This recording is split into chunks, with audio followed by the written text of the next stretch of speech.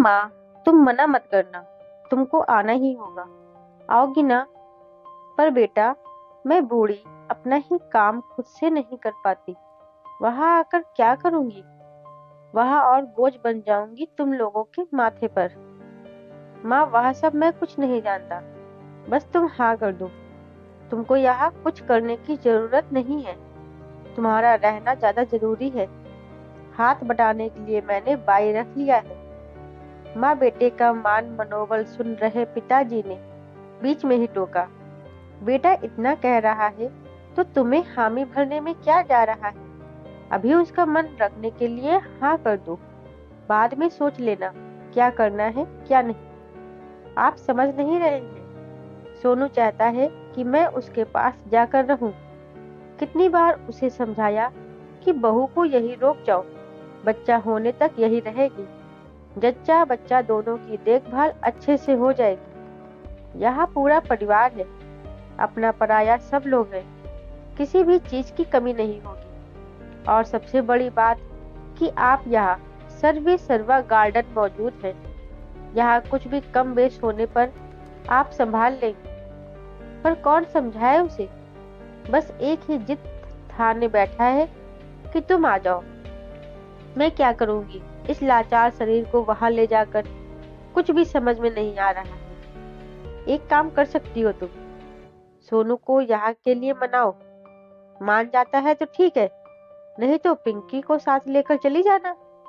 वहां साथ में रहेगी तो तुम्हारा और बहू दोनों का ध्यान रख लेगी, और साथ ही उसका मन भी थोड़ा बदल जाएगा। पिताजी की बात सुनकर थोड़ी देर के लिए माँ खुश हो गई, लेकिन पल भर में उनके चेहरे पर एक दर्द सा फैल गया, जो आंखों के कोने से आंसू बन गालों पर लुढ़क गए।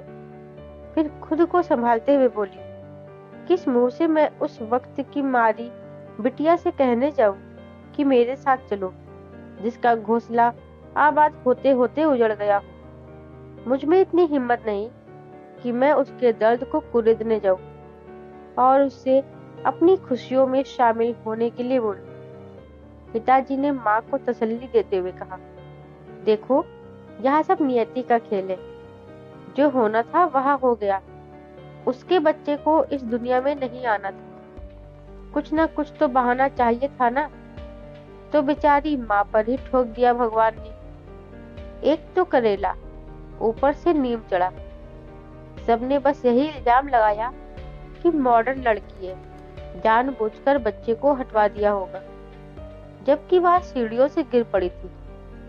कोई माँ, जितनी भी आधुनिक व पढ़ी लिखी क्यों न हो, वह अपने बच्चे के लिए माँ ही होती है। पर ससुराल वालों को क्या कहे, उन्हें चाहिए था कि उसे ढांढस बंधाते और उसके दर्द को बांटते, जिससे बेचारे का कुछ दर्द कम हो जाता। उल्टा इतना प्रताड़ित किया कि जीना दुश्वार कर दिया। वहां तो भला हो भाई का, जो अपनी बहन को यहाँ जबरदस्ती से लेकर आया बुलाकर, नहीं तो उन लोगों के तानों से ही वह अपने आप को खत्म कर लेती। अरे छोड़ो उन लोगों का करतूत, याद कर मन कसैला हो जाता है। अब हमें अपनी बेटी को नई जिंदगी देनी चाहिए, जिससे वह इस सदमे से उबर पाए। माँ ने गहरी सांस ली और बेटे को फोन लगाया। रिंग होते ही उधर से आवाज आई, हाँ माँ, मुझे पता था तुम ना नहीं करोगी। कब आ रही हो बताओ, मैं टिकट भेज दूँ। बेटा, मैं कह रही थी कि माँ ऐसे रुक रुक कर क्यों बोल रही हो, कोई प्रॉब्लम है क्या? बेटा, मैं सोच रही थी कि पिंकी को भी साथ। माँ, तुमने तो मेरे मुंह की बात कह डाली। मैं तो सोच रहा था, पर हिम्मत नहीं जुटा पा रहा था कहने की। आखिर किस तरह और कैसे कहता, समझ नहीं आ रहा था। चलो अच्छा हुआ, तुमने मेरे मन की बात खुद ही कह दिया। पिंकी को देख प्रिया भी खुश हो जाएगी। मैं 3 टिकट भेज दूंगा, अभी ऑफिस के लिए लेट हो रहा हूँ।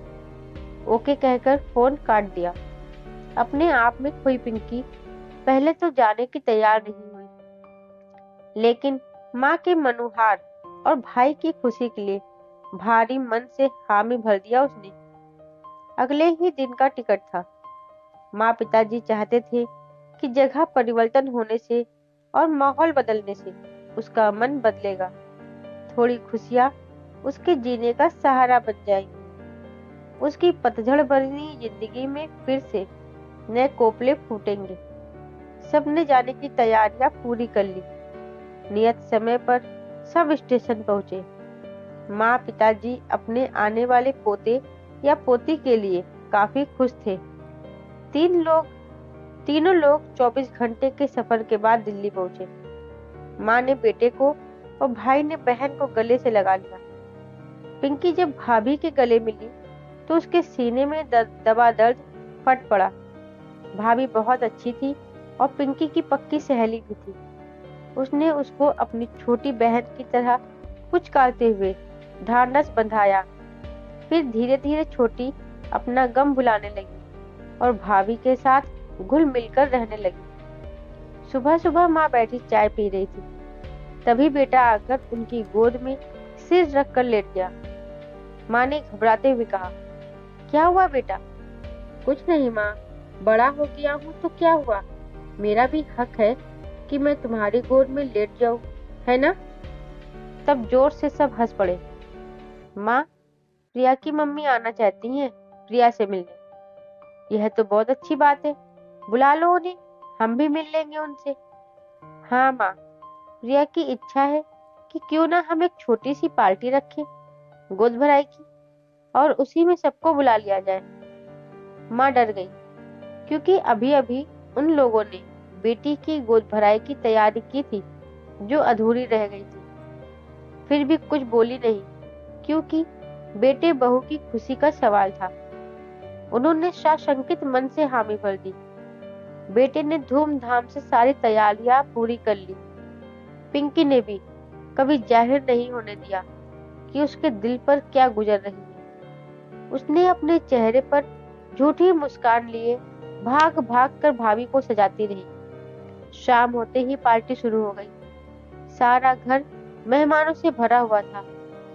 बीच हॉल में सजी धजी प्रिया को बैठाने के लिए पिंकी दौड़कर कमरे में उसे लेने गई। अंदर प्रिया की माँ अपने रिश्तेदारों से बोले जा रही थी, क्या जरूरी था दामाद जी को अपनी बहन को यहाँ बुलाने का? हमें तो डर लग रहा है कि कहीं उसकी मनहूसियत मेरी प्रिया के बच्चे पर न पड़ जाए। पिंकी आगे के शब्द सुन न सकी। जिस दर्द को उसने अपने भाई और भाभी की खुशी के लिए दिल के किसी कोने में दफन कर दिया था, उसे भाभी की माँ ने अपने घटिया शब्दों से कुरेद दिया था। रस्म में देर होते देख माँ ने भाई को पीछे से देखने भेजा। भाई जब वहां पहुंचा तो देखा पिंकी कमरे से बाहर सीढ़ियों पर अचेत पड़ी थी। वह जोर से चिल्लाया, पिंकी मेरी बहन, क्या हुआ तुझे? बेटे की चिल्लाने की आवाज सुनकर माँ पिताजी सहित पार्टी में शामिल सारे लोग आवाज की दिशा में भागे। आसपास के फ्लैट में रहने वाले लोग भी इकट्ठा हो गए। बेटी को नीचे गिरा देख माँ सन्न रह गई और अपना होश खोकर दूसरी तरफ बेहोश होकर गिर पड़ी। पिताजी की तो आघात लगने जैसी स्थिति हो गई थी। फिर भी उन्होंने हिम्मत नहीं खोई और पहले बेटी की तरफ लपके उसका हाथ पकड़ा, नाड़ी चेक करने लगे। उनकी आंखों से झरझर आंसू बह रहे थे। पिताजी ने होम्योपैथिक की भी पढ़ाई की थी और रिटायरमेंट के बाद घर पर ही अपनी प्रैक्टिस शुरू कर दी थी। एकाएक जोर से बोले, सोनू जल्दी से पानी लाओ, नाड़ी चल रही है। पिंकी के बगल में बेहोश पड़ी माँ के होश में लाने के लिए पानी का बोतल लिए कोई गेस्ट खड़ा था। उसके हाथ से लगभग छीनते हुए भाई ने बहन के चेहरे पर पानी उंडेल दिया। थोड़ी सी हलचल होती दिखी तो पिताजी चिल्लाए, सोनू गाड़ी निकालो, छोटी को हॉस्पिटल ले चलो, उसे कुछ नहीं होगा, वह ठीक हो जाएगी। उधर माँ को होश आ गया था। प्रिया और उसके परिवार वाले माँ को बेड पर लिटा सेवा में लगे हुए थे। माँ बेचारी उनकी करतूतों से अनजान उनके हाथ जोड़ जोड़कर उनके एहसान तले दबी जा रही थी। धीरे धीरे सभी बुलाए गए मेहमान अपने लाए हुए गिफ्ट को सामने रखे बड़े से केक के पास रखकर जा रहे थे। कुछ जो बहुत नजदीकी दोस्त थे वह सोनू के साथ हॉस्पिटल चले गए थे। प्रिया की मम्मी ने माँ के लिए सूप बनाया और प्यार से उन्हें तकिए के सहारे उठाकर बैठाया और पीने के लिए दबाव डालने लगी। माँ ने पीने से साफ मना कर दिया। उन्हें अपनी बेटी की चिंता लगी हुई थी। वो सबसे लगातार बस यही पूछे जा रही थी कि हॉस्पिटल से कोई खबर आई है कि नहीं। अचानक प्रिया दौड़कर कमरे से बाहर आई और माँ को दोनों हाथों से कस कर पकड़कर बोली, माँ, पिंकी को होश आ गया है। वह बिल्कुल ठीक है। कुछ टेस्ट बाकी हैं जो हो जाने के बाद कल तक वह घर आ जाएगी। इतना सुनते ही दोनों सास बहू एक दूसरे को पकड़कर रोने लगी। माँ ने हिचकी लेते हुए कहा, बहू, हमारी वजह से तुम्हारी खुशियां बर्बाद हो गई। हमें माफ कर देना बेटा। माँ की आंखों को पोंछते हुए बहू ने कहा, माँ, सारा दोष आप अपने ऊपर ले लेंगी क्या? माँ, यहाँ एक हादसा था, सो अब वो टल गया है। अब सब ठीक हो जाएगा। सामने की कुर्सी पर बैठी प्रिया की मम्मी मुंह बनाते हुए बोली, समधन जी, परेशान होने की जरूरत नहीं है। वह कहते हैं ना, हुई है वही जो राम रचि राखा। अब देखिए कैसे सारी की सारी तैयारी धरी की धरी रह गई। जिंदगी की सबसे बड़ी खुशी थी जिससे प्रिया वंचित रह गई। दामाद जी की सारी तैयारियां बेकार हो गई, है ना? प्रिया ने गुस्से से अपनी मम्मी की तरफ देखा और बोली, माँ, ये क्या कह रही हैं आप? आपको मेरी खुशियों की पड़ी है? आपको यह दिखाई नहीं दिया कि अभी अगर पिंकी को कुछ हो जाता तो? अरे बेटा, वही तो मैं कह रही हूँ। तुम लोगों को जबरदस्ती पिंकी को बुलाना ही नहीं चाहिए था जब वह अपने इतने बड़े दुख से बाहर आई थी। मम्मी ने एक एक शब्द चबाते हुए कहा। माँ चुपचाप उनकी जहर जैसी बातों को घोटने का प्रयास कर रही थी, जिस कारण उनकी बाई आंख की कोर से आंसू टपक रहे थे। प्रिया अपनी मम्मी की मनसा भाप गई थी तो जल्दी से बोली, मम्मी, मैं माँ के पास बैठती हूँ। आप जाकर थोड़ी हेल्प कर दीजिए बाई के साथ मिलकर। अगले दिन सुबह सुबह गाड़ी जैसे ही दरवाजे पर आकर रुकी, प्रिया कमरे से निकलकर भागकर बाहर जाने लगी। तभी उसे टोकते हुए उसकी मम्मी ने कहा, कहाँ दौड़ी जा रही हो प्रिया? वो लोग अंदर नहीं आएंगे क्या? देखो, अगर तुम्हें कुछ हुआ ना तो मैं किसी को माफ नहीं कर पाऊंगी, समझी? मम्मी, क्या बोल रही हैं आप? कोई सुनेगा तो क्या कहेगा? मुझे किसी की चिंता नहीं, बस तुम्हारी चिंता है। मम्मी, मेरी चिंता छोड़ दीजिए। किसी को भले ही पता न चले, मगर मुझे पता है कि आपके ही शब्द बाढ़ से यहाँ दर्दनाक घटना हुई है।